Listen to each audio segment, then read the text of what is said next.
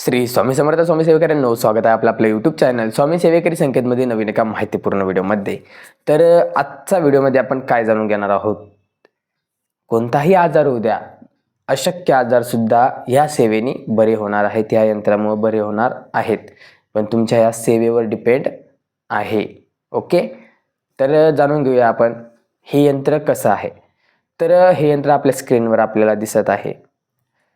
त्या यंत्राला लाल शाईने कोऱ्या कागदावर आपल्याला काढायचं आहे। त्या जिथे लिहिले मध्ये रोग्याचं नाव, तिथं जो व्यक्ती आजारी आहे त्या व्यक्तीचं नाव आपल्याला लिहायचं आहे, म्हणजे मेन्शन करायचं आहे। त्यानंतर त्याची पंचोपचार पूजा आपल्याला करायची आहे।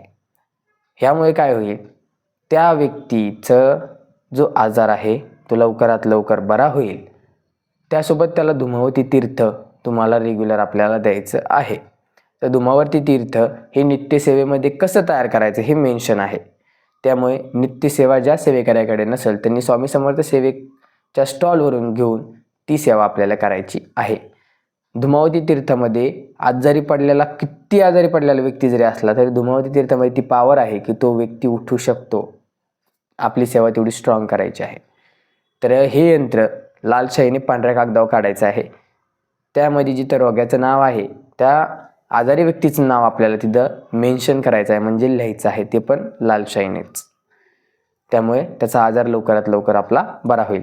व्हिडिओ जर आवडला असेल तर व्हिडिओला एक लाईक करायला विसरू नका। भेटूया आपण उद्याच्या एका माहितीपूर्ण व्हिडिओमध्ये। हा पार्ट 2 होता, लवकरच पार्ट 3 आपल्या सेवेत येईल। श्री स्वामी समर्थ।